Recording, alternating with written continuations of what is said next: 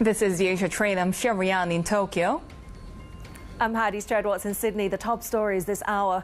Asian stocks are set for further gains as investors cheer the US-China trade truce. The S&P 500 surging more than 3%, while the Nasdaq re-enters a bull market. The dollar climbing the most since the November election.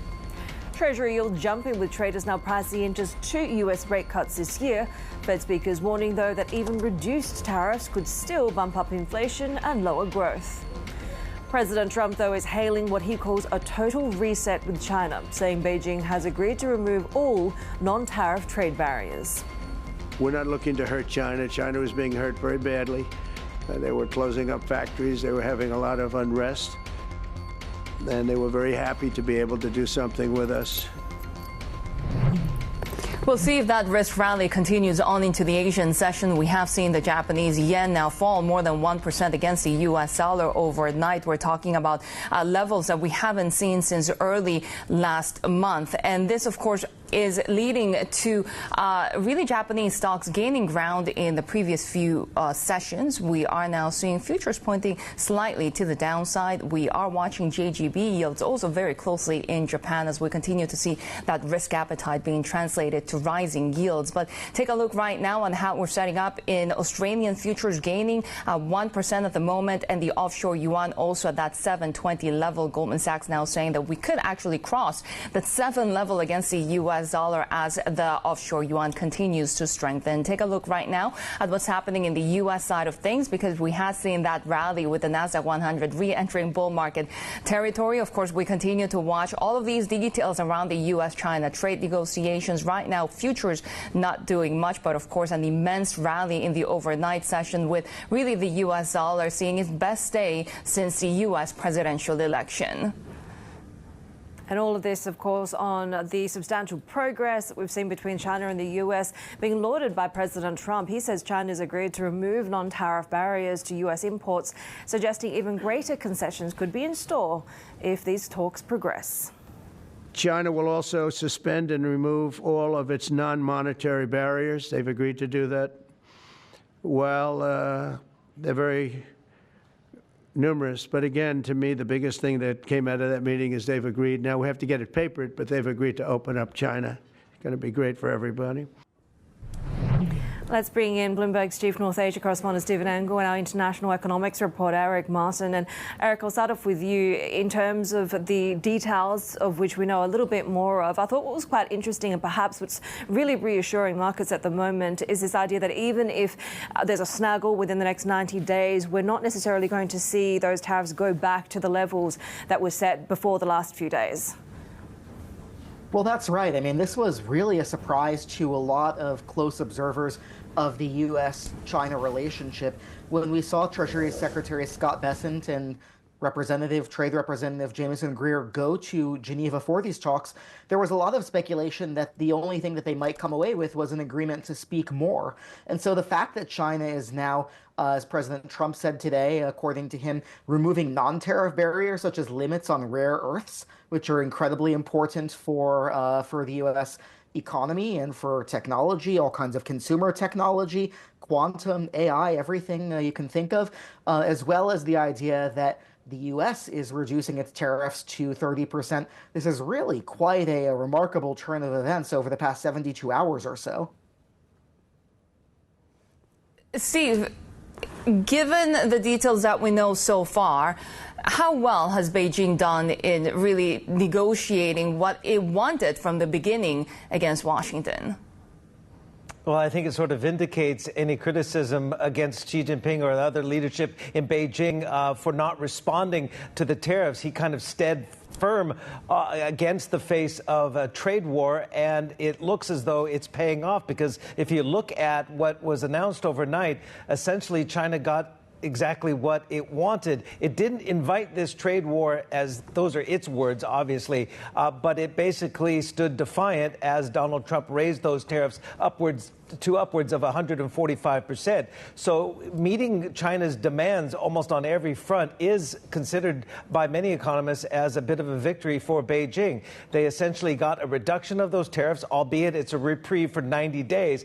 But even Scott Bessent says he sees a ceiling perhaps at 34%, with 10% being the floor. So that is a much more it gives Beijing and its exporters, obviously, a lot more assurances that they can go forward without having trade completely drop off. And I can guarantee you that exporters from Zhejiang province all up and down the coast of China right now, which were faced with significant job cuts as well as perhaps even shutting down more factories, they are cheering this. They have a 90-day reprieve, no doubt, with expectations that perhaps they could still go forward if tariffs remain at 30%, possibly even lower if there's further progress on the fentanyl issue. So 10%, that puts the tariffs essentially the same as other U.S. trading partners, including its closest ally who reached a deal with the White House, that being the U.K. So it is good news for China because they also met their demand, U.S. met their demand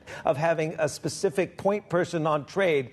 Also, that's going to be Scott Bessent, by the way, the Treasury Secretary, and also essentially just a lot more clarity over at least the next 90 days. You can probably expect a bit of a shipping boom over the next 3 months as, front loading of orders during this reprieve kick into action in the next couple of days.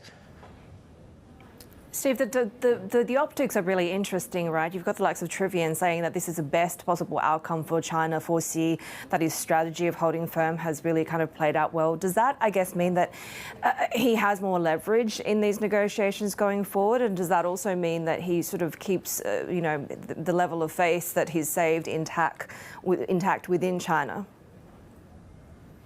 Yeah, I think Xi Jinping has obviously built up some sentiment of nationalism across China. That works to his favor. And keep in mind as well, you have other countries which have been courted by China and are courting China. So you have President Lula of Brazil in Beijing yesterday and today. They're going to be signing a number of different trade agreements. Keep in mind, Brazil basically exports more than double what it exports to the United States, to China, I should say.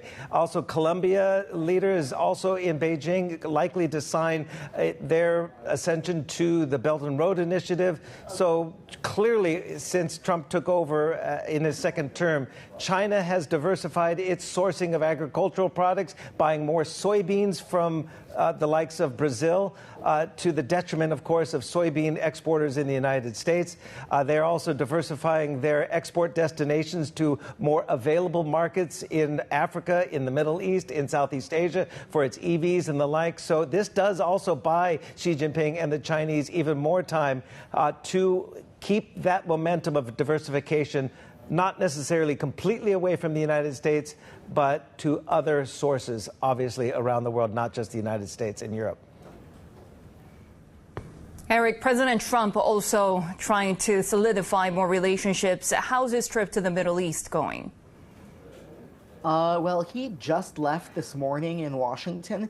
I believe is set to arrive in the Middle East, I believe in Saudi Arabia, beginning the trip tonight in Washington, or would be morning there.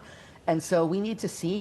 He's got an ambitious agenda in terms of meetings, very focused on business and trade and investment. This is his first kind of real planned trip abroad of his second term. We saw him at the funeral for the Pope a couple of weeks ago, but this is the first planned trip with an itinerary of a policy-oriented itinerary. It's going to be very important, and also very, very important for the region.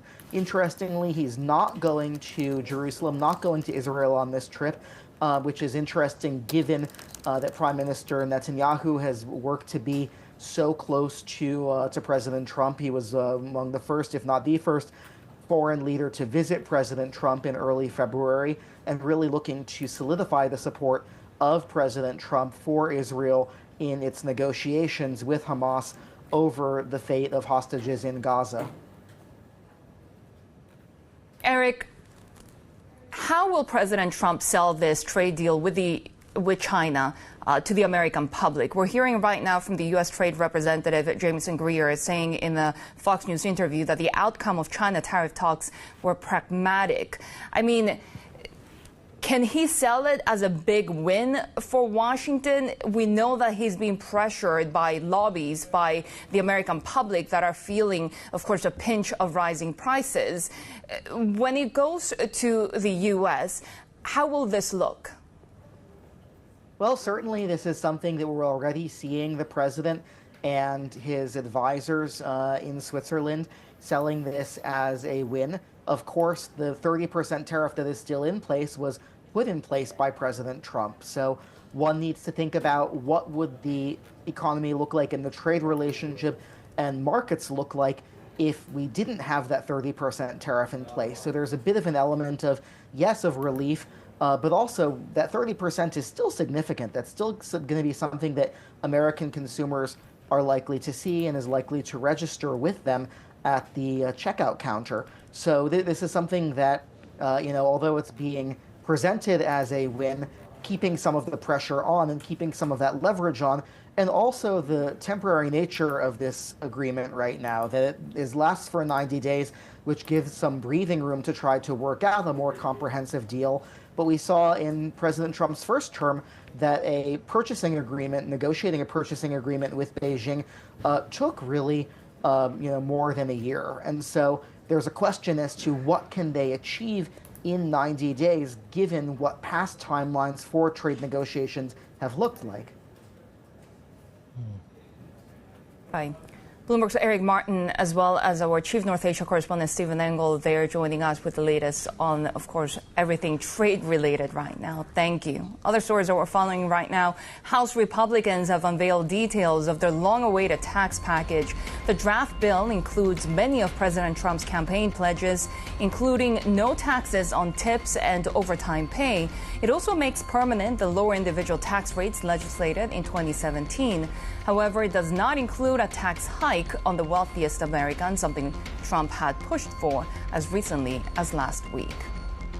Indian Prime Minister Narendra Modi says his government will not hesitate to use force to neutralize what he calls terrorist camps in Pakistan. In his first public comments after last week's strikes on Pakistan, Modi called the use of force against such targets a new normal.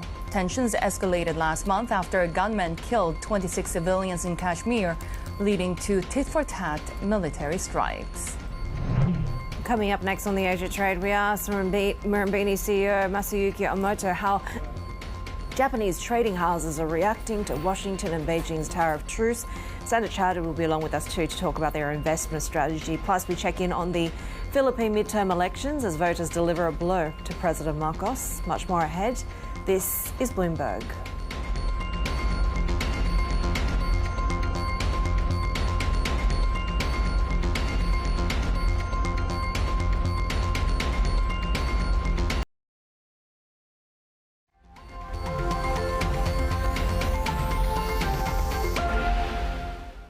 Trade policies are evolving and are likely to continue shifting, even as recently as this morning. Still, they appear likely to generate significant economic effects, even if tariffs stay close to the currently announced levels. Fed Governor Adriano Kugler there on the lingering trade war risks despite the temporary truce between China and the US. Take a look at China futures as we head into the start of trading across Greater China and Hong Kong and some of those sort of very trade-sensitive markets, the likes of Taiwan and South Korea, as well as Japan. But the Golden Dragon Index overnight clocking in just over 5.4% there in terms of gains. A50 China futures, the last close. Remember, at that point, we didn't really get much in the way of details over that so-called substantial progress, but a lot in the overnight session, particularly when it comes to that potential ceiling, even if negotiations might fall apart in the next 20 days with this reprieve, have been quite comforting to these markets. And taking a look at sort of some of the other upside that we're expecting to see as Asia opens for trade too. Let's bring in Garfield Reynolds, who leads our Markets Live Asia coverage. And I suppose in a lot of respects, the market's got more than what we thought we would get yesterday, which might have been, an agreement to keep talking. Yeah, no, market's got a lot more. If you think even the best case scenarios going into the talks were that you might get something, that Bloomberg had a report about, like a bit under 60% or something like that. That seemed like a very optimistic take, especially because going into the talks, Bessent himself had been saying this is aimed at de-escalation. It's not aimed at getting rid of the tariffs altogether. So to get the steps right back on the tariffs with suspensions of them, not elimination, but a 90-day delay. That's a huge plus, and that's why you've got the extreme rallies we had overnight in US shares. Fully expect Asia to follow suit today, in particular because the perception, I think, across markets is that President Trump has realized that the extreme levels that he went to were going to do a lot of damage to the US economy, more damage than perhaps he might be willing to countenance damage to the markets. You think just the other week, people at the Milken Institute get together saying that what the president is aiming for with tariffs is a good idea, but the extreme policy volatility is making it hard for everybody to do business. So Trump has effectively said, okay, I'm not going to make it so hard for you all to do business. So he's taken things right back down. The perception will linger then for markets that even if the US does play hardball on some occasions going forward from here, that the ultimate hit from tariffs is going to be much, much weaker than the worst case scenario. We've looked into the abyss and everybody has stepped right back from it. And of course, the markets really have reason to cheer, given that we are getting also more key details on the Republicans' tax package as well. Will the focus now shift towards the fiscal boost that we're expecting from President Trump's policies? Well, that's going to be part of the dynamics at play, Shery, although there are some risks there as well, because the optics at the moment look to be that, well, yes, there'll be a fiscal boost for the US economy, but that's going to bring a lot of risks for treasuries because both of the potential for increased supply, also further reduction in the likelihood of Federal Reserve rate cuts. A fiscal boost will aid growth, at least in the short term. It would also add to the potential for a re-acceleration in inflation, and we get key inflation data later this week. So all of that sets up some more problems for bonds. And bonds, remember, were actually the sharp point on which the tariff storm turned, because it was when bond yields went soaring, looking like they were getting out of control. That's when President Trump stepped in with the initial delays to everybody else's reciprocal tariffs on April 8th, 9th. So I don't think you want to take your eye off the ball as far as the bond market goes. Bond yields rose a lot yesterday. The levels they're at now are probably not too much of a drag on everything else. But if we get a clearly, a budget that is clearly going to really boost the deficit, the bond market could cause everybody some trouble in that situation. Great perspective. Bloomberg's Garfield Reynolds there. Coming up, the influential Duterte clan has outperformed in the Philippine midterm elections in a blow to President Ferdinand Marcos Jr. We'll get the latest and its potential impacts on geopolitics in the region as well. This is Bloomberg.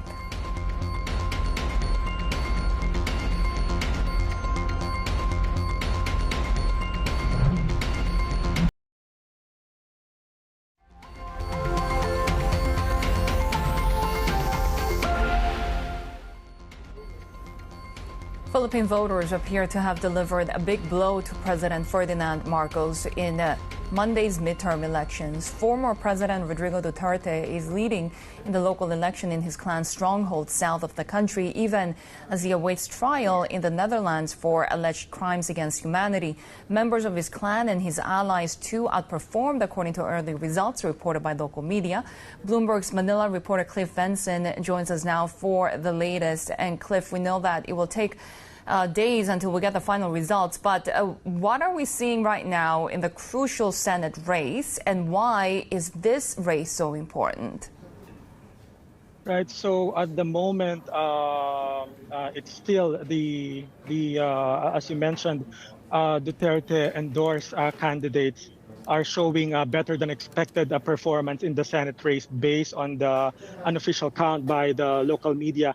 The Senate race is particularly important because this legislative chamber will be the jury in the upcoming impeachment trial of Vice President Sara Duterte. She definitely needs more allies to survive the impeachment, because otherwise she would be facing ouster, and at the same time she may be barred from seeking public office in the future, including a potential presidential run in 2028. What does this all mean for the ongoing Marcos-Duterte feud that we've been witnessing?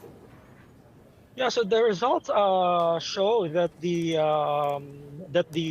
Duterte brand of politics is still a force to reckon with, according to analysts, and also it shows that the election results also reflect the declining popularity of President Ferdinand Marcos Jr.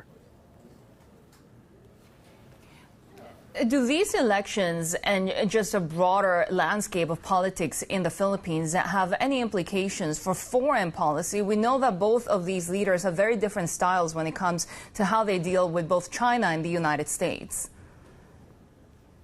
Right. So in terms of the actual impact on foreign policy, that remains to be seen. However, we should note that during the first half of President Marcos' 6-year term, he strengthened a military alliance with the U.S. At the same time, he also pushed back against China's sweeping claims in the South China Sea. Now, in the partial unofficial count of the Senate race, there are two senators who have openly questioned Marcos's foreign policy. They are performing strongly in the race. And at the same time, one senator who is very critical of China is set to lose the Senate contest. So that might affect the policy debate moving forward. Bloomberg's Manila reporter Cliff Vans on there with the midterms. We have a lot more coming up when it comes to the outcome of this vote in the Philippines, what it means for the rivalry between the US and China in the South China Sea and Southeast Asia as well. That analysis is ahead on the times on your screen. More ahead on the Asia trade. This is Bloomberg.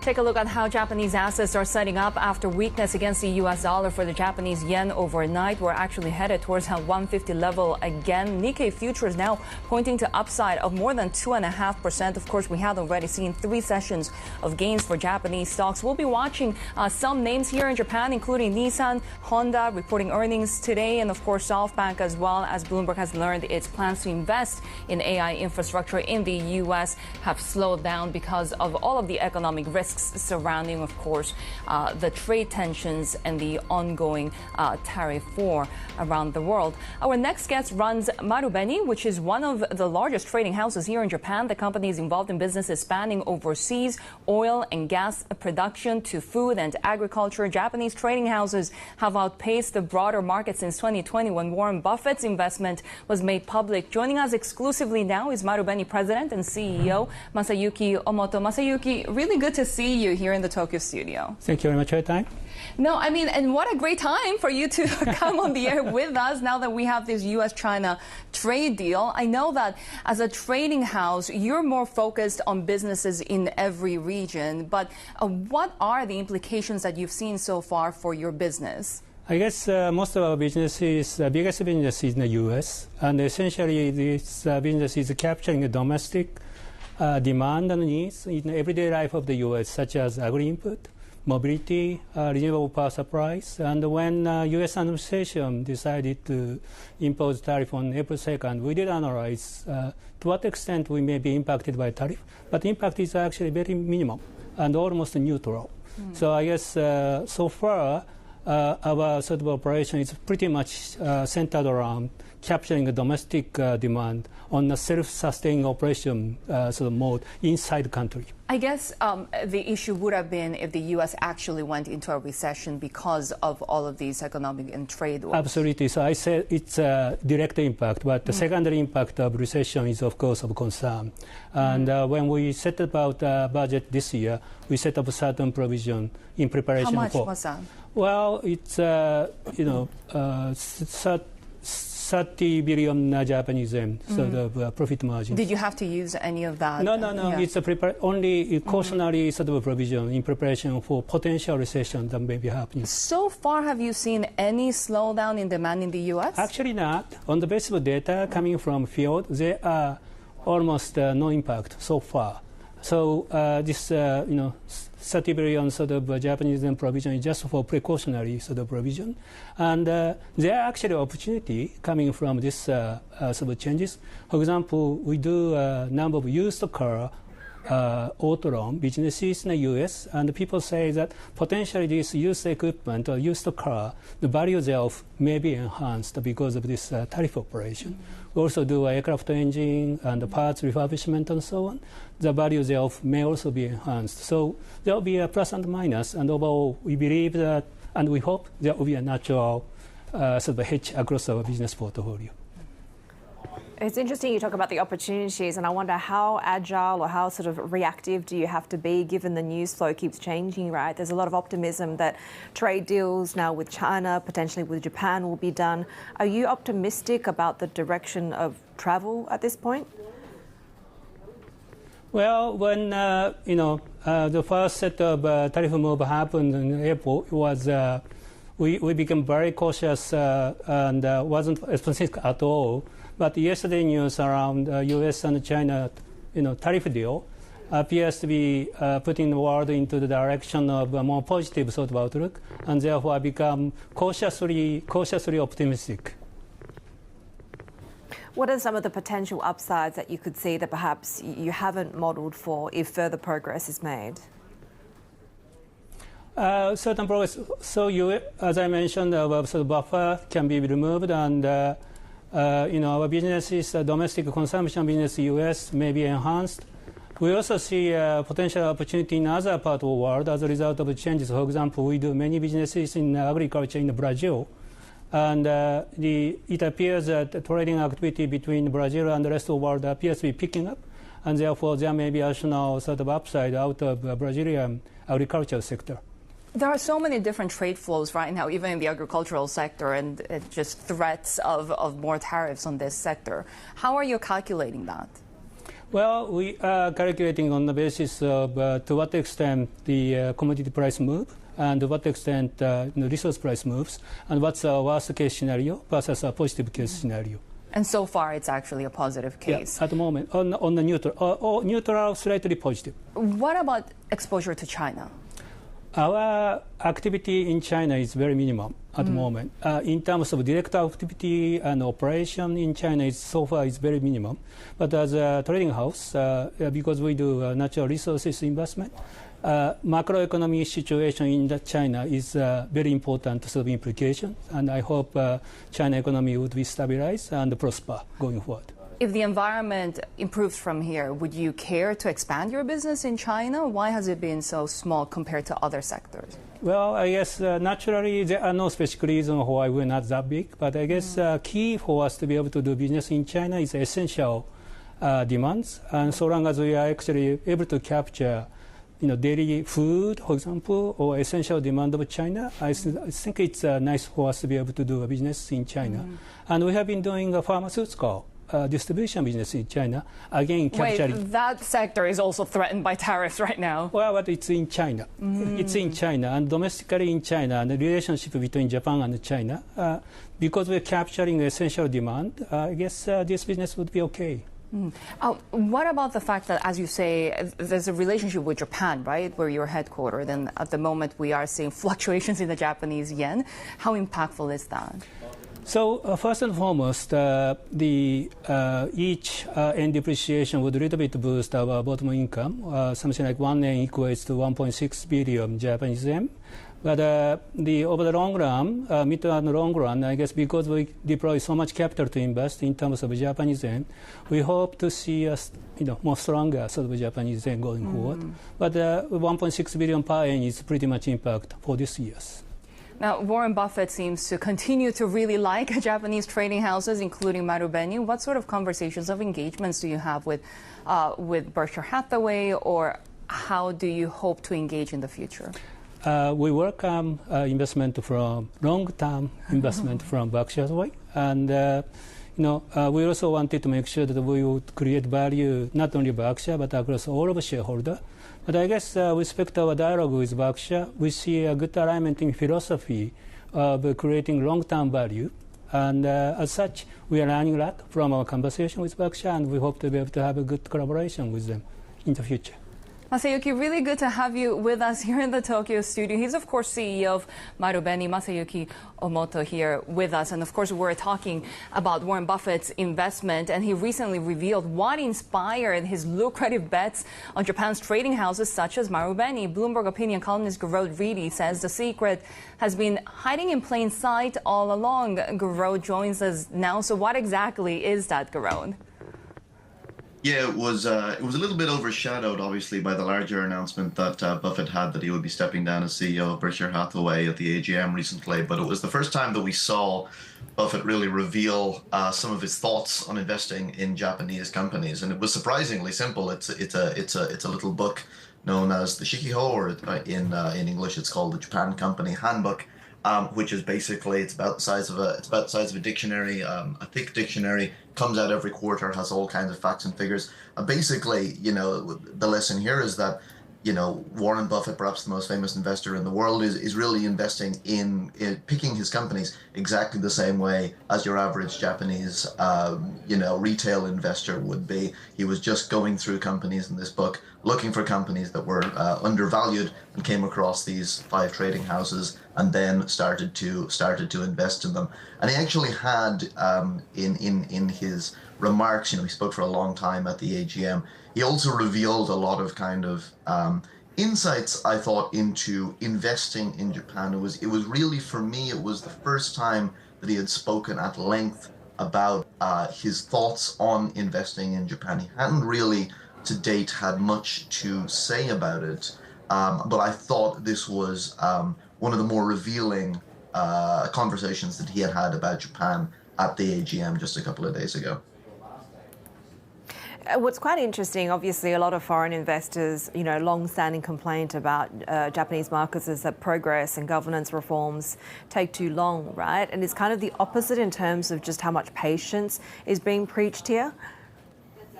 Absolutely. I think that was one of the big takeaways from what Buffett had to say, was that, it's a different market. The pace of change is going to be longer here. If you come in expecting, maybe as a lot of investors did, let's say at the start of Abenomics over 10 years ago now, they expected reforms to take place overnight. And that's just not necessarily the way it works here. And I think Buffett was quite clear that he understood that. He spoke that they had plans to hold on to their investments in the 5 trading houses for 50 or 100 years. They had no plans to sell it. And, I'm not saying that is the kind of time window that you necessarily require to invest in Japan, but I think investors do need to recognize that it is its own place in exactly the same way as Buffett has. Bloomberg Opinion columnist Garrod Haidi there. Taking a look at commodities, how we've seen that reaction when it comes to the sort of surprising level of progress following these US-China talks and some of the rhetoric around not just sort of the 90-day reprieve, but also potentially not going back to the full level of tariffs, even if some of these talks don't go as smoothly as possible over the next 90 days. We are seeing that upside when it comes to crude, although it is a pretty steady market at the moment. We had 3 days of advances, so perhaps a lot of the good news has already been baked in, but also some of that attention really moving from trade de-escalation to what's going on in the Middle East as well, the progress when it comes to talks between the US and Iran. Gold looking pretty muted there, and iron ore still seeing quite a bit of downside on these China demand concerns. Well, US Treasury Secretary Scott Bessent says reciprocal tariffs on China should not go below 10% or above the 34% set by President Trump on his so-called Liberation Day. He also told us more about Washington's broader strategy when it comes to trade with China.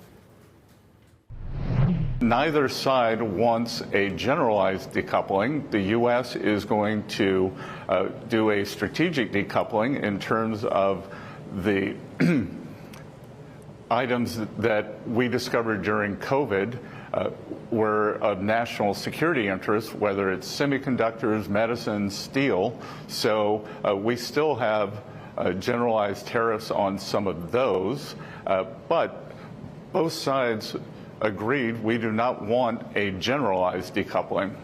These things take time, as you know, sir. We've got 90 days now to work with. Last time around, it took 18 months to reach an agreement on purchase agreements. I think you yourself have said in the past that it can take 2 to 3 years to have a full, comprehensive trade agreement with the country between the US and China. What do you think is achievable, sir, over the next 90 days? Well, Jonathan, we're going to see, but what has to happen is it has to be fair for the American people. But in January 2020, President Trump produced a template. We had an excellent trade agreement with China, and the Biden administration chose not to enforce it.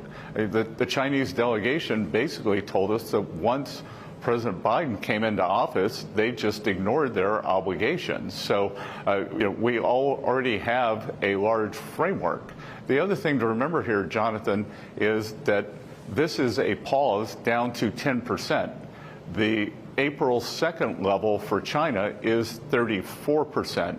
So we will be working to see where their final reciprocal number ends up. And the negotiations are a combination of tariffs, non-tariff trade barriers, currency manipulation, and subsidies of labor and capital. Just to build on that, as I listen to you, do you consider the new levels as a ceiling or a floor? Well, it's obviously a floor that they are now with everyone else who did not retaliate. So the levels have come down to the pause level. And what I would say is 34, which is their assigned April 2nd level, would be a ceiling, which is what I went out and told people on April 2nd, which is why I was surprised market participants panicked, because we had capped the upside for every country, and if they didn't retaliate. So this unfortunate turn of events happened because of retaliation, but now we have a process in place to avoid escalation like that again.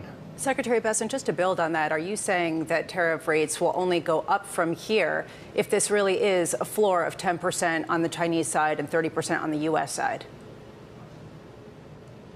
I'm not saying that they're going to go up, but it would be implausible that they would go below 10. U.S. Treasury Secretary Scott Bessent speaking with Bloomberg's Jonathan Farrow and Lisa Abramowitz. And of course, we continue to watch trade negotiations on the other fronts as well. And the Japan chief trade negotiator right now speaking to the press, saying that he's closely watching trade developments, including between the U.S. and China. And it's natural for the U.S. trade talks timing to vary among nations, but that he won't comment on other nations' trade deals with Washington. This is Bloomberg.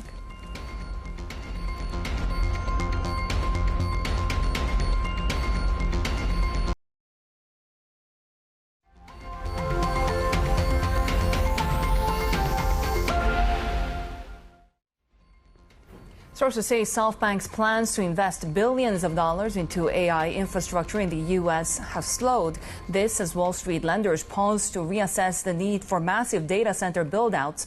Our tech reporter Annabelle Drulers joins us now for more on this Bloomberg scoop. And Annabelle, despite the fact that we saw that flash and flare at the White House when this deal was announced, there was always some skepticism of how Softbank was going to get $100 billion of this investment. What do we know at this point? Yeah, that's right. I mean, I think a lot of us can probably remember the scenes. It was the very early days of President Trump back in the White House, standing there with the heads of Softbank, OpenAI, Oracle, announcing up to $500 billion could go into AI infrastructure in the U.S. And yes, $100 billion to be deployed immediately. Well, as you say, we're now about 3 months into this, or just over, and we're hearing that not much has happened really at all, at least on the financing front.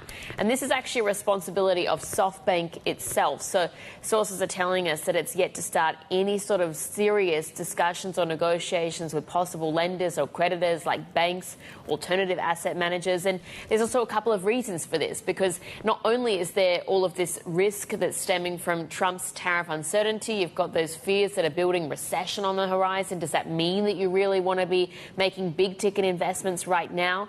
But at the same time, that sort of feeds into a secondary concern, which is, do we even need so much spending on AI infrastructure, particularly when you've got that DeepSeek effect still playing out? And that question, can we do more with less compute power? Parts of the Stargate project are still moving ahead, though. Yeah, that's right, Heidi. I mean, we had, for instance, Sam Altman appearing before a congressional hearing just last week, talking about his visit to the first data center site for Stargate. That's in Abilene in Texas. And he was saying that when it's complete, it's going to be the largest AI training facility in the world. And we're also hearing that Softbank is looking at various sites that can be built out alongside Abilene as sort of the Stargate flagship. But at the same time, we're hearing that Softbank doesn't want to rush these decisions either, and they're evaluating a lot of different criteria, things like access to power, how much yield they can give to investors as well. So maybe some incremental steps on Stargate, but certainly it's proceeding pretty slowly. All of this, of course, just before Softbank reports earnings.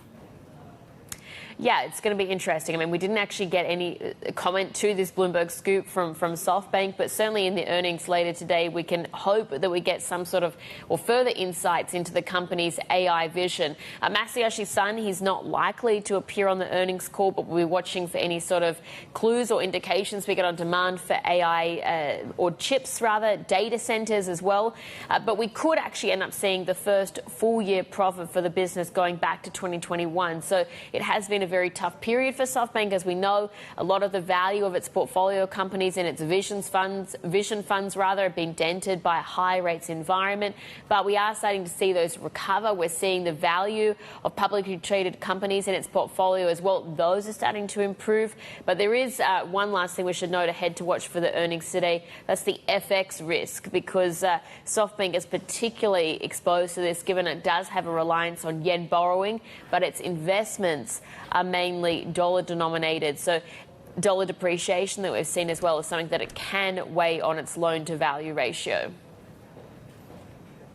Right, Annabelle Drulers there with what to expect from Softbank. Of course, we get those earnings today. We have seen the stock gaining in the last two sessions, now at the highest level since March. These are some of the other stocks that we'll be watching as well. Automakers, we are getting earnings results today from Nissan, Honda as well. Nissan, now we're hearing from local media that they will double planned job cuts, so about 20,000. When it comes to Honda earnings, their full year operating profit could drop. This, of course, as they begin shifting production resources to shield themselves from President Trump's tariffs. Also, we'll be watching South Korean automakers as well. We have more ahead on the Asia trade. This is Bloomberg.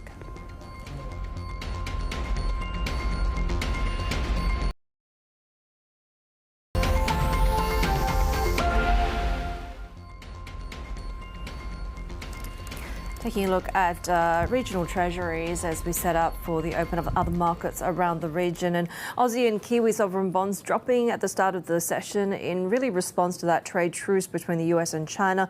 Also see the currencies holding overnight losses amid what was a broader strengthening of the dollar as well. We did see US rate stocks and the dollar spiking higher on the news of this de-escalation in the tariff war, beginning with that 90-day reprieve. US reducing its levies on most Chinese imports to 30% from 145%, and sort of this implicit promise that it won't go back to those levels, even if there are some snarls along the way in these negotiations, Shery. Heidi, we are getting also the latest minutes from the Bank of Japan. This is in May when they actually held the rate steady. Now we're hearing from one board member saying that they will raise the rate if the economic outlook is met. Another board member now talking about uncertainties being extremely high. It is important for the bank to judge whether the outlook will be realized without any preconceptions. The likelihood for the outlook is not as high as before. One member also saying that they must keep a wait-and-see mode until the tariffs settle. They need to see positive mind shifts among firms. Of course, they have continued to watch business sentiment as well across Japan at their latest BOJ policy meeting, where they maintained the rate at 0.5% and pushed back the timing for reaching their inflation target. We'll continue to watch the Japanese yen, which is weakening right now against the U.S. dollar. Of course, we had the overnight announcement of the U.S.-China trade deal. But at the same time, we'll be watching JGB yields because they have gained ground, especially given this normalization of BOJ policy might be adjusted a little bit because of the tariffs. The market opens are next. This is Bloomberg.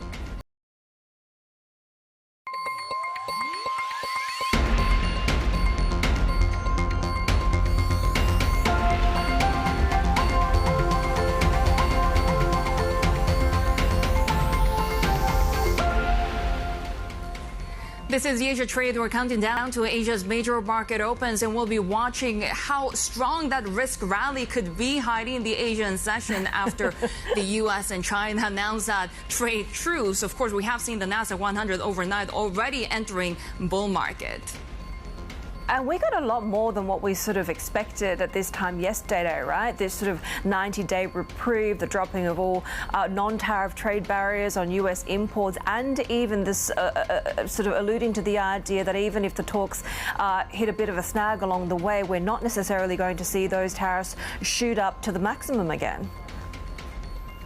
Yeah, President Trump really alluding to the fact that it takes time to put things onto paper, but at the same time, the market's pretty optimistic about what we can see going forward. And they've really been trying to grasp at any optimism right now, any excuse to shoot up. And we saw what happened on the Wall Street session. Right now, we're seeing the Nikkei now, after 3 sessions of gains, we'll see how strong the rally can end up being today. The Japanese yen continues to see a little bit of downside pressure, rebounding a little bit right now early in the Asian session. But this, of course, after really moving towards that 150 level against the U.S. dollar, mostly because the greenback also saw the best day since the U.S. presidential elections. What we'll be watching today is where those JGB yields go from here, because we saw really the 30-year yield shooting up to the highest levels in more than 2 decades. We had the 40-year yield also with that risk appetite increasing around the world, shooting up to record highs. And we continue to watch what the BOJ will do next, of course, and we have seen the minutes from the latest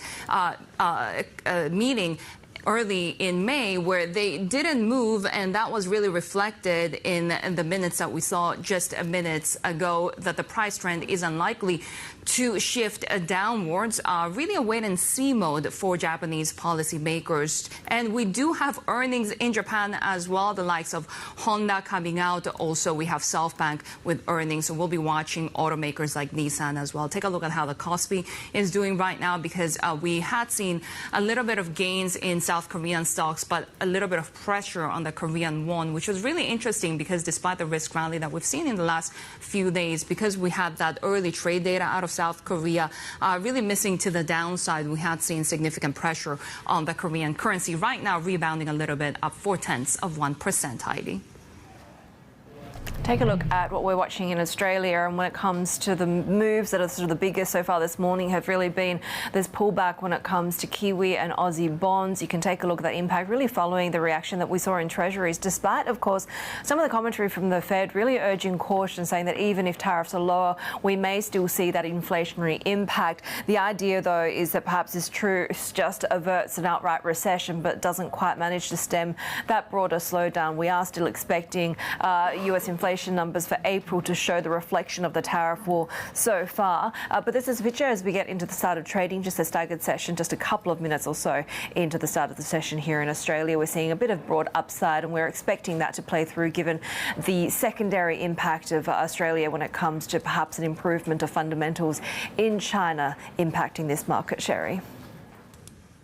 Let's bring in Daniel Lam, Head of Equity Strategy at Standard Chartered Wealth Solutions. Daniel, really good to have you with us. I mean, given all of the gyrations in the stock markets and really any excuse to rally at this point almost makes me think, what was the point of having all of this furious volatility in the past month since we had the across-the-board tariffs coming from President Trump? Where will we end the year? Well, basically, you need to look at the fact that many of the uncertainties that people were concerned about have been clarified, right, somewhat. At least they have been addressed. So that is the biggest difference between now and, say, a few months ago, right? So right now, you know, people who are more pessimistic, they would say that, well, the tariff is still higher now versus, say, before April the 2nd, the Liberation Day. So therefore, the equity shouldn't be rallying this hard. But on the other hand, before the 2nd of April, things were not clear. Now things are much clearer. Okay, so this clarity factor is what brought the markets here, right? But if you want to ask me what's going to happen for the rest of the year, I would say that, you know, people now have seen the clarification. They would need some further evidence on how this impacts inflation. That is like the elephant in the room right now. Yeah, and the fact that despite the market gyrations and markets being optimistic about where we go from here, the real economic impact on businesses and just the heightened uncertainty, what will that mean for their bottom line when it comes to actually looking at their earnings, when it comes to actually looking at their capex? Well, basically, those will be affected to some degree. You've seen that in the last earnings season in the US, that many of the companies were refusing to give a full year guidance, right? Which is very rare, because of all these uncertainties ahead of them. So that is going to have some effect on earnings and also on capex. Now, the reason why we have such a dramatic turnaround in the US and China trade relations is because both sides know that if this goes on for another couple of weeks, this is not going to be sustainable, right? We've seen reports saying that companies in the US have stocked up on Chinese goods for 6 weeks, but it takes 4 weeks for them to transport from China to the US. So therefore, the time that they have for negotiation was actually 2 weeks. So they did put together this temporary solution of slashing a tariff for 90 days for that reason, right? But now we have other items that needs to be discussed, the non-tariff related trade restrictions, right? So those are going to be much trickier. So at these levels, just about 5,800 for S&P and Hang Seng around 23,005 around those levels, I would think that people would be taking a pause here for the short term. A lot of the easy money has been made, right? Yeah, so that goes to sort of our question of the day in terms of whether the S&P 500 is going to hit a record high again, and if so, how long is that going to take? I take it that you think that, the sort of next period might see a bit more sort of sideways trading, given that maybe a lot of the optimism has been baked in? Yeah, sideways to probably drift down a little bit, right? Because, the market has been running very hard. So drift down a little bit before further clarity happens. But I do believe that the year end, let's say, the S&P 500 would be making new highs. I do see that happening because the whole Trump agenda is to try to use all these tariffs and other initiatives like Dodge, for example, to scale down the U.S. budget deficit. That has always been his primary goal, right? So he figures that if the U.S. budget deficit gets controlled and come down, then confidence would be returning to the bond market, the U.S. dollar, and eventually to equities. That's his plan all along, right? So, Daniel, what are the implications for Chinese assets then? Does this give a boost, particularly when it comes to onshore? Yes, because China is very pragmatic about all these, right? So they have been, in discussion with the U.S., as we've seen, but at the same time, they have been putting out policies to stimulate the internal consumptions. For example, to grow the innovation sector and also to stimulate consumption using the trade-in programs, etc. So there will be more of these coming up, we're expecting, and that would certainly help the domestically focused onshore equities, right? In terms of offshore, with such situations, I believe that the path is clearer for the IT innovation companies to be back onto their upward trend. Okay, so they should be doing pretty good. Daniel Lam, good to have you with us, Head of Equity Strategy at Standard Chartered Wealth Solutions. Also doing very well. Japanese stocks today, we are seeing the Nikkei now at the highest level since October of last year. And there are a few stocks that we'll be watching because of earnings today. Nissan, but also because local media is now reporting that they will double planned job cuts to about 20,000 and that they could be closing some plants across Japan. We'll get a better picture of where their business is at with the results later today. Same with Softbank, but also because Bloomberg has learned that its plans to invest $100 billion in that AI infrastructure project in the U.S., that Stargate project, those investments have actually slowed down because of course, all of the ongoing economic risks. So we'll be waiting to hear from Softbank today when it comes to Masayoshi Son's AI ambitions. Right, we have more ahead on the Asia trade. This is Bloomberg.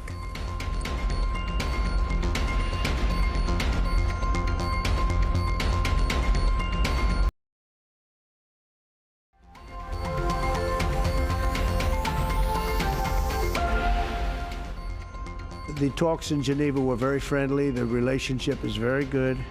We're not looking to hurt China. China was being hurt very badly. They were closing up factories. They were having a lot of unrest. And they were very happy to be able to do something with us. And the relationship is very, very good. I'll speak to President Xi maybe at the end of the week.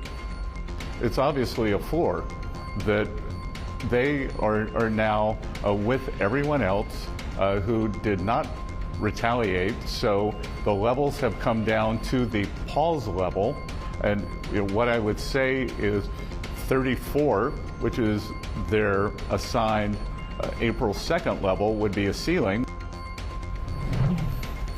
President Trump and Treasury Secretary Bessent, they're talking about the tariff truce with China. Let's bring our Bloomberg News editor, Jill Desis, and our Chief North Asia correspondent, Stephen Engel. And Jill, I'll start off with you. This sort of delivered a lot more than I think what markets and on-watchers had been expecting, which at a certain point yesterday was sort of just perhaps more talks to, further progress the situation. Yeah, I mean, arguably, this was more than China was even expecting. I think, what we really saw was really remarkable, I think, particularly in that press conference after a lot of this was announced with Scott Bessent and Jameson Greer, the trade representative, where they were kind of, trying to reframe and cast this narrative as, oh, this is, kind of where we were going all along. I think you just heard that clip from Scott Bessent there where he's talking about ceilings and floors with China. I mean, look, when you're talking about, 145% tariff rates that have, been dramatically cut down to 30%. Again, caution here that this is, sort of a 90-day reprieve situation. We'll have to see whether tensions continue to ease. That's pretty momentous for China. Obviously, you've got Trump saying that China's, agreeing to or is talking about additional concessions. Maybe they remove some non-tariff barriers. It's hard to tell, I think, at this stage how much of that is Trump hyperbole versus something that's actually in action. But yeah, I mean, really hard to see this as anything other than a pretty big win for China, and certainly a pretty significant de-escalation of tensions. At least for now, we'll see where it goes. Steve, is that also how you're seeing the outcome right now? Does this round at least go to Beijing? Yeah, I think so. And I agree with Jill's assessment there. And you also heard from the U.S. Trade Representative Jameson Greer essentially saying when he was asked how did they come to this number, because we had heard much larger numbers leading up to these trade talks, that maybe Donald Trump would accept around 80%, a reduction down to that, or other sources telling Bloomberg News that maybe they would start at 60% and then negotiate from there. But of course, it's come down to 30%, 20 of which is the fentanyl issue, of course, which could also be potentially, according to Scott Bessent, negotiated down even further. So they came all the way down to 30, possibly 10 as well for China on U.S. goods. So Jameson Greer said everything is a negotiation, quote unquote, and he said the result of these weekend talks essentially were a product of pragmatism. So again, China got pretty much what it wanted. It wanted a reduction of those tariffs. It also wanted a point person on future talks going forward. And He Feng yesterday did talk about a mechanism has been agreed to.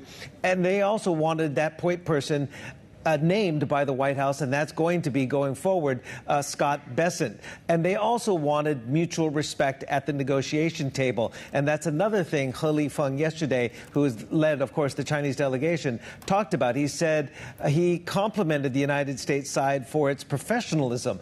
So, again, if you look at what China had to lose by 145% tariffs, brought down to 30%, you're probably seeing a lot of exporters in Zhejiang province, Jiangsu, up and down the Chinese coast, sort of celebrating right now, saying we might not have to shut down right now. We might not have to close our factories and fire a lot of people. We can start, again, receiving orders from the United States. Again, it's a 90-day reprieve, could be extended, but again, it's breathing room for these Chinese exporters.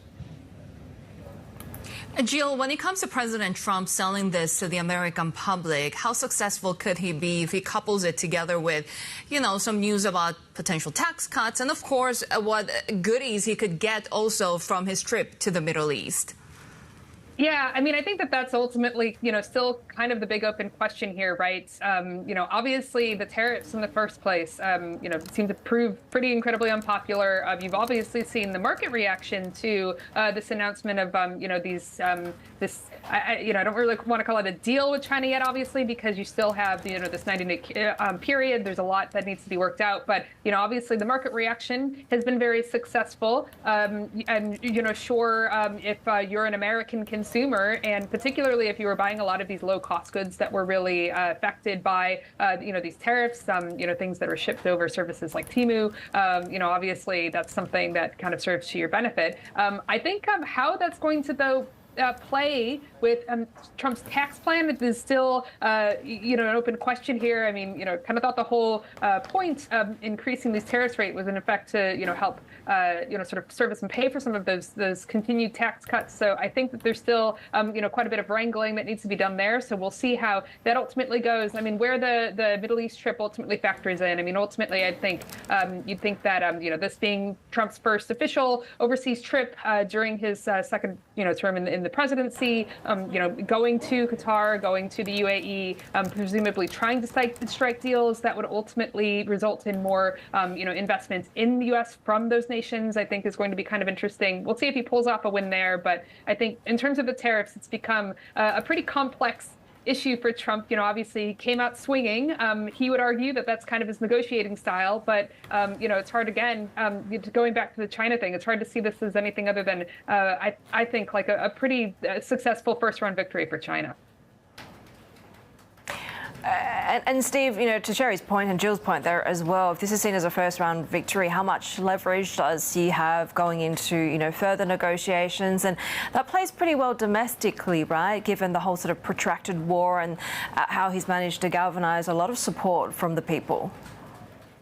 Yeah, I think there's been a surge in nationalism on the back of Xi Jinping essentially standing his ground against the United States, which, you know, the foreign minister Wang Yi and others have called, you know, bully tactics or laws of the jungle coming from the White House. So there was a lot of hyperbole coming from many elements of Beijing. But Xi Jinping kept fairly steady in his messaging, which was fairly restrained. And it's paying off in spades right now with this first essentially truce in the trade war. Granted, you know, Scott Bessent talks about these tariffs could go up after the 90 days if they perceive that any further talks with the Chinese are not done in good faith. But keep in mind, China has a number of different other options, and this does buy Xi Jinping diplomatic and economic time as well. You know, President Lula from Brazil is in Beijing right now. They are expected to sign a number of different deals. And Lula yesterday in Beijing said China needs Brazil and Brazil needs China. So clearly, China is looking at the long road here ahead. It cannot be so reliant on the United States and Western markets. It's diversifying its sourcing as well as export markets. I look at soybeans, for one, at the detriment of American farmers in the Midwest. China's been buying much more soybeans from places like Brazil. In fact, Brazil's two-way trade with China is about double what it is Brazil's with the United States. So China is seeing this trade war as the opportunity to look for available markets other than the United States. We're talking Africa, Central America, South America, Southeast Asia, and the Middle East. So this is an opportunity as well, if it's 90 days or even beyond, for China to diversify. That courtship, that positioning too ideologically, you know, I guess there's no naivety that we should think that China doesn't still want to, you know, achieve its ultimate goal of toppling the American hegemony, as it would say. Yeah, well, this is the bigger issue here, right? So you're seeing the courting of the global South and influence issues going forward. This is not going to end. If anything, what the Trump administration has launched against global trading partners, including China, perhaps has just intensified and accelerated those efforts by China. Bloomberg News editor Jill Desis, our chief North Asia correspondent Stephen Angle there with the latest on trade in US-China. Take a look at, we're just about 22 minutes there into the start of trading across some of these major markets. Quite solid upside there when it comes to trading in Japan, about just about 2.2% higher there. We had also seen some remarks coming from Japanese policymakers. Of course, the negotiations with Japan when it comes to tariffs and trade are still ongoing. The Kospi looking pretty flat at the moment. Here in Australia, we're seeing some extended gains of just shy of 1% there, perhaps more of that secondary impact of improving economic fundamentals and the outlook for China having a much bigger benefit to Australia. More ahead on the Asia trade. This is Bloomberg.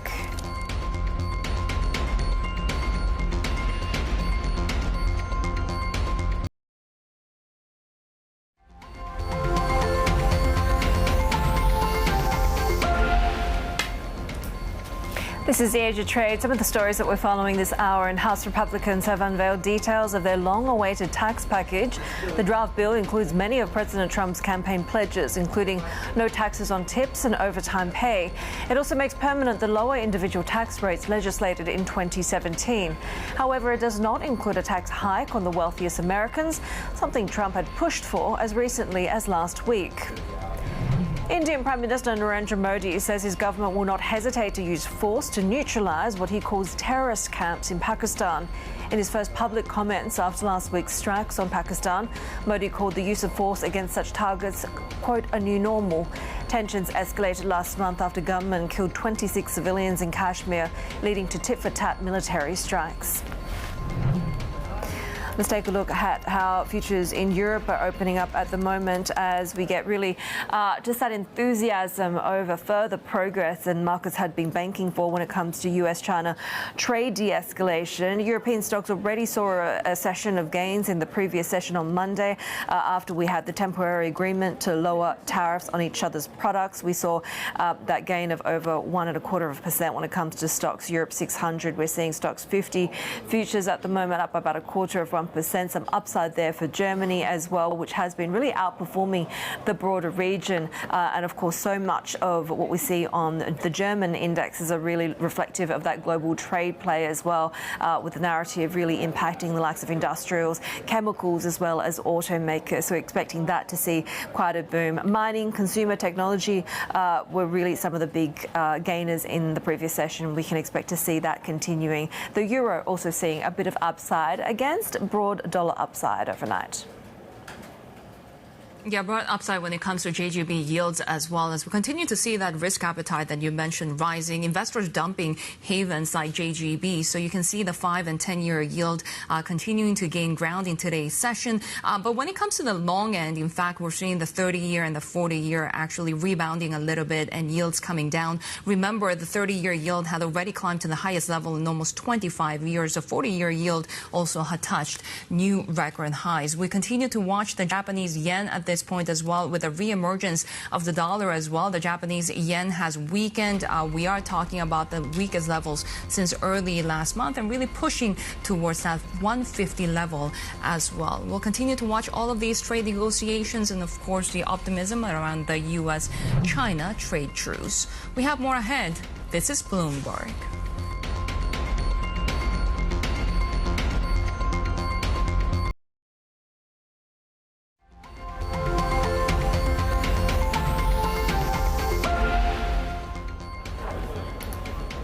We are just getting some Westpac consumer confidence numbers crossing the Bloomberg at the moment. The May numbers rising to 2.2% month on month, rising to 92.1 for that gauge there. We have seen a little bit of an improvement there, particularly expected to continue moving upwards, given that we have seen now these de-escalation tactics between the US and China. We've also had a resounding election result as well for the Labor government, which delivers quite a bit of certainty to the policy outlook for Australia. We are seeing a bit of upside there, 0.8% as stocks really across the Asia Pacific rising on this US-China trade truce and some of the surprising levels of what that de-escalation looks like, including the 90-day reprieve, the prospect of lower tariffs, even if these negotiations don't necessarily go according to plan. The Aussie dollar at the moment losing a little bit of ground, but trading pretty flat. We see Australian and Kiwi bonds really following the direction that we saw with treasuries as well. Yeah, emerging market stocks also gaining ground. We have seen them climb to the highest since October, given, of course, the tariff truce between the U.S. and China. Emerging market currencies also gained ground in the previous session, right now holding steady. Gains in China's onshore and offshore yuan really offsetting some of the declines elsewhere. Of course, we have a resurgence in the U.S. dollar as well. Developing nations have really been caught between these trade negotiations between China and the U.S. Of course, China has served as much of an anchor for these EM currencies and stocks at one point. One country that's caught up in the conflict between China and the U.S. is the Philippines. Both superpowers are major trading partners, but tensions between Manila and Beijing are running high over territorial disputes. Now, we will be watching how the midterm elections will have implications for foreign policy. Voters are now delivering a blow to President Marcos Jr. and a boost to the rival Duterte clan. Let's get more on all of this with Maria Ela Atienza, professor of political science at the University of the Philippines, joining us now from Quezon City. Great to have you with us. First of all, give us your opinion about how the recent elections in the Philippines are going to shape the broader political landscape in the Philippines. Yes, thank you. Good morning from Quezon City. The results of the election definitely will impact on the next 3 years of the administration of Marcos Jr. And at the same time, also the results, at least at the senatorial level and the major local government level, seem to show that there's a mixed set of results. On the one hand, at the Senate, you have Marcos allies, about 6 of them winning, but one is also pro-Sara Duterte, and 5 seats that are pro-Sara Duterte, and 2 seats for the opposition, the genuine opposition. So it's more of a mixed bag, but the president is still in control if he's able to manage this well. Of course, the impeachment trial for the vice president may be more difficult now. It will be more difficult to get a conviction for the vice president, but there will be a lot of negotiations now, and this might impact the legislative agenda of the president. But in terms of foreign policy right now, it will be more negotiations among the different opposition groups as well as the administration people who are able to get seats in both national and local elections. President Marcos Jr. has had a more strict stance against China, and he's really tried to warm up ties with the U.S. Of course, they were a bit hurt by the Rodrigo Duterte administration. Are we expecting any of his policies to take an impact, and how is he dealing with the trade negotiations right now and the tariff threats around the world? Yes, right now in terms of foreign policy, I think most of the people in his administration are still more willing to defend the Philippine interests vis-a-vis China and other actors, but they're more willing actually to hedge and to actually establish linkages not only with the U.S. but other allies within ASEAN, in the Asia Pacific, and also Europe. So they're not really focusing solely on solidifying alliances, both economic and military, with the U.S. Yeah, how do the trade, the geopolitical tensions play in domestically for voters, do you think? To a certain extent, it does affect the local relations, particularly fisher folks' livelihoods that have been affected by the incursions of China in the disputed territories. Peace and order in other areas where you have the offshore gaming corporations from China have been affected. To a certain extent, people voted not only in terms of foreign policy considerations of the administration, but actually economic policies, economic concerns, as well as in the Philippines, because of the weakness of political parties, people vote on personalities, and that's the reason why you have a mixed result, particularly at the Senate level. When it comes to this ongoing Duterte-Marcos feud, what do the results tell us about that and perhaps where that progresses? Yes, in terms of the result, now you have almost equal representation of pro-Duterte and pro-Marcos Jr. camps in the Senate, and you add that with the current 12 incumbent senators, it's getting harder to see a scenario where the vice president will be convicted, but at the same time also because the Senate in the Philippines is quite weird compared to other upper houses in other countries, because they are elected at large nationally. They don't represent regions. Many of them even if they are considered pro-Duterte or pro-Marcos, they mainly look out for their own interests. So it's very interesting how they will actually look into the impeachment trial at the Senate, which will happen after all the new senators have taken their oath of office. Maria, really great to have you with us. Maria Ela Atienza, Professor of Political Science at the University of Philippines. More ahead on the Asia trade. This is Bloomberg.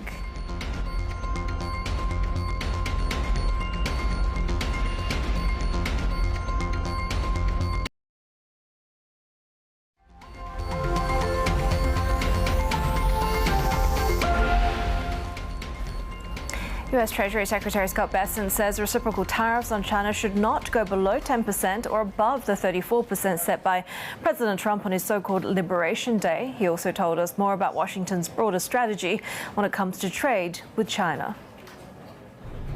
Neither side wants a generalized decoupling. The U.S. is going to do a strategic decoupling in terms of the items that we discovered during COVID were of national security interest, whether it's semiconductors, medicines, steel.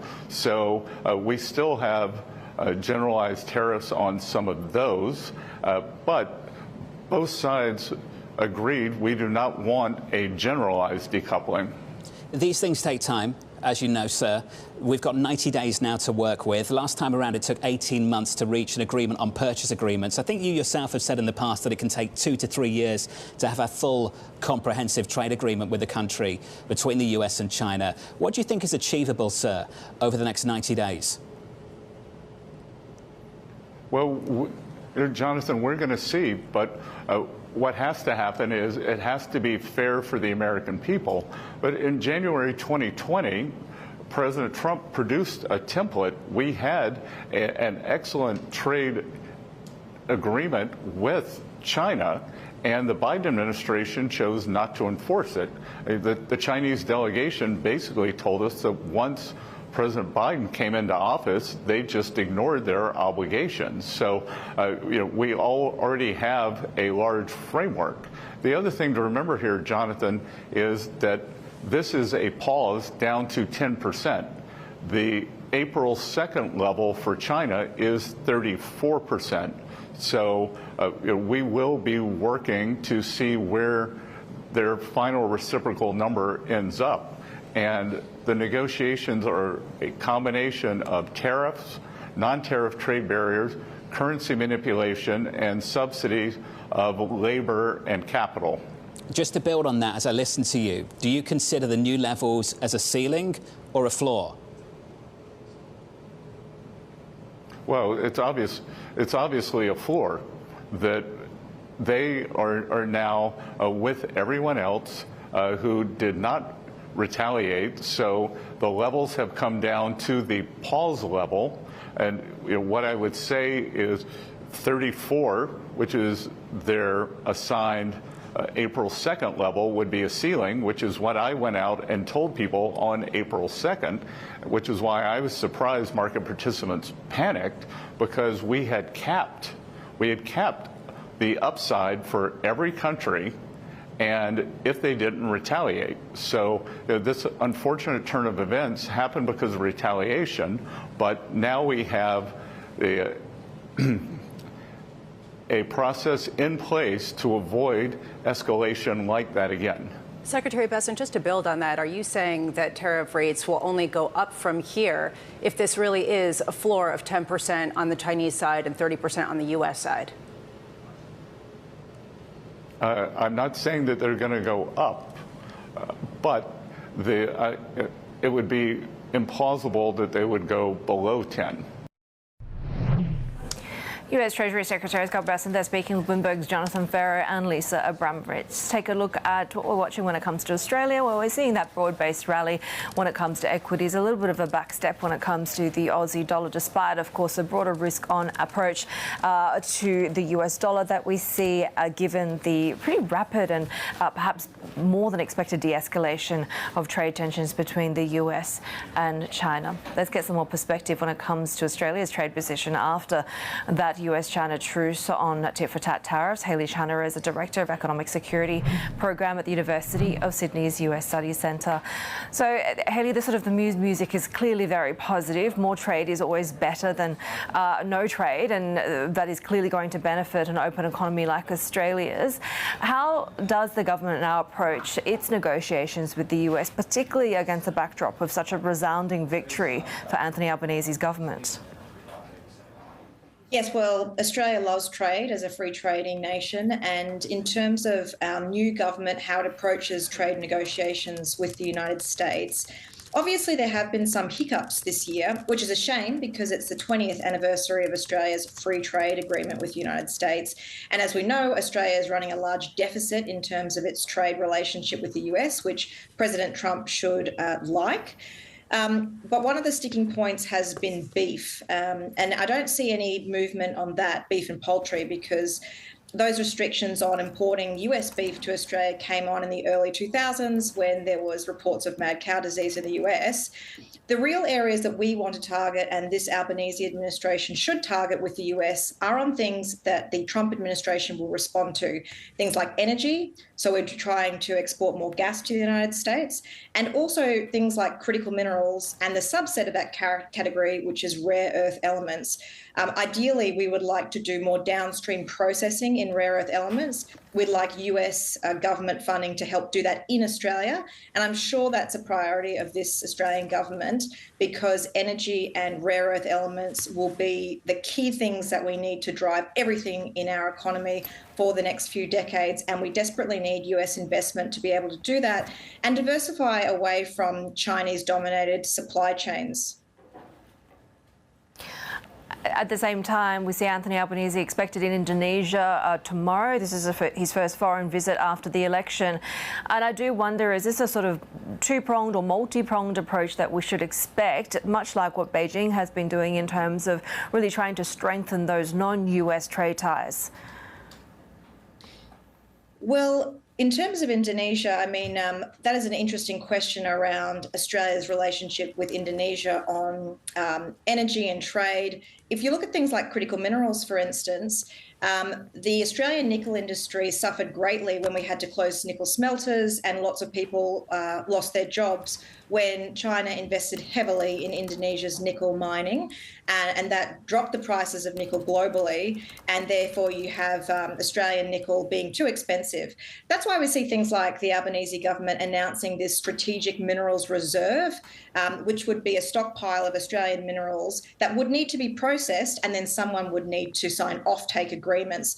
So it's a complex relationship. Australia would like to see the United States developing a closer relationship with Jakarta, and so that we don't see Jakarta fall more into China's orbit. And Jakarta also wants more opportunities and more trading partners. So a diversification generally will be good for both countries, and Australia would like to see closer relations between the US and Indonesia and more American attention on Southeast Asia generally.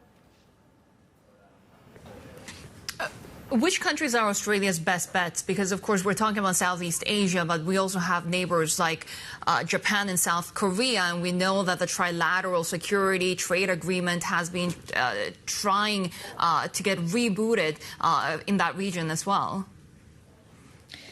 That's right. I mean, Australia's trade with China is massive. It accounts for 30% of our exports and a quarter of Australia's two-way trade. Really, it dwarfs Australia's other trade relations. You have China up here, then you have a very, very large gap, and then you have all of Australia's other trading partners. So the Anthony Albanese government has been trying to strike free trade agreements with other countries and other regions. So, for instance, our Trade Minister, Don Farrell, has done many trips to Europe for a free trade agreement there. We're also trying to strike more deals with India, which is notoriously difficult to negotiate free trade agreements with. The problem is that aside from government-led free trade agreements, the market is very difficult to direct. Between 2020 and 2024, Australian exporters, whether they were coal, cotton, beef, barley, lobster or wine, couldn't export to China. And it was only at the start of this year when Australia was able to use the World Trade Organization mechanisms to negotiate with China that the final export of barley was able to come back onto ships and be exported to China. Even with that history and that experience of trade coercion where China stopped importing Australian goods, all of those Australian exporters have gone back to selling to China because they can get the best price from China. So Australian exporters haven't learned the lesson about diversifying, but that's just simply because they're getting the best price by selling to China. And for the Australian government to try and diversify its trade, it would need to create market incentives for the private sector to diversify. And that is where things are so difficult, is because the markets exist sometimes only in China. That's the case with Australian lithium, where 90% of Australia's lithium is purchased by China and processed there. It's also the case for rock lobster. Really only the Chinese market is buying Australian rock lobster. So it's a different picture for Australia than what it would be for, say, Japan, for instance, because Japan's economy is more manufacturing. And so we see how China has used trade coercion differently between those two countries. Hayley, really great to have you with us today. Hayley Channer, who's a Director of Economic Security Program at the US Studies Centre at the University of Sydney. We will have more ahead on Australia Ahead every Tuesday at 10:40 a.m. if you're watching here in Sydney, 8:40 a.m. if you're joining us from Hong Kong. Plus, you can tune into the Bloomberg Australia podcast, delving into the biggest stories shaping the country's role in global business. Find that at Apple, Spotify or Bloomberg.com. More ahead, this is Bloomberg.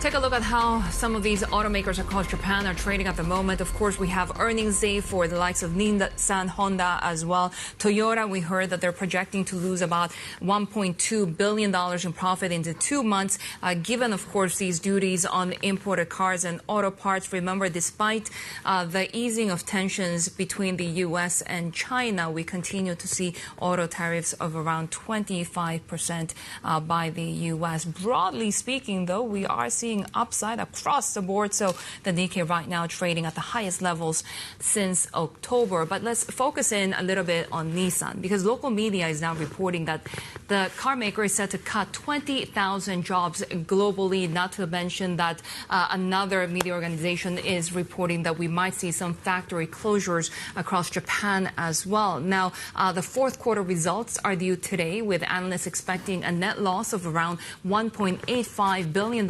already warning its annual net loss for the last fiscal year could top $5 billion. Let's bring in Bloomberg Intelligence senior analyst Tatsuo Yoshida. Tatsuo, how bad could it get for Nissan? Actually, for the fiscal just ended, Nissan already gave us a preview. I don't expect significant deviation from that for the results. But we are more interested in the outlook, what kind of outlook they are going to give us today.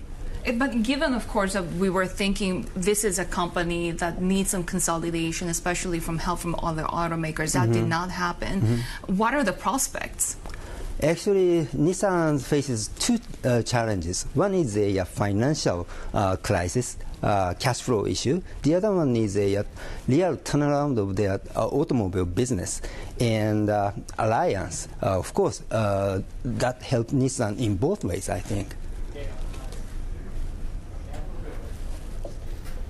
Is Nissan really sort of the canary in the coal mine when it comes to Japanese automakers? I'm sorry, Kim? In terms of the risk that Nissan faces, is this really kind of the tip of the iceberg in terms of how it exemplifies the challenges for Japanese automakers?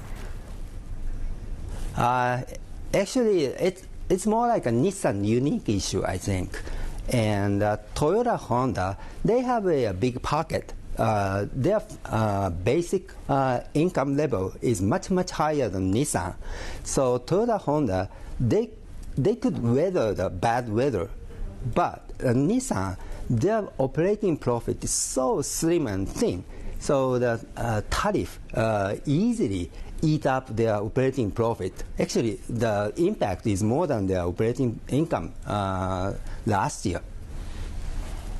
Right, Bloomberg Intelligence Senior Analyst Tatsuo Yoshida here with us as we continue to watch automakers, but also Japanese banks across the board. We did get Rakuten, for example, coming out with their full-year earnings, and we're now seeing the broad upside of more than 17% in today's trading session. It forecasts dividend for the full year. The guidance did miss the average analyst estimate, but they are now seeing net income at 64.35 billion yen. As we're also following Japanese banks, of course, we continue to see yields rising in JGBs, Haidi. Yeah, take a look at what we're watching when it comes to trading expected to get underway across Greater China. Of course, the tariff-sensitive Taiwan market expected to see a pop at the start of trading as well. That is it for the Asia Trader. Markets coverage continues with the China Show next.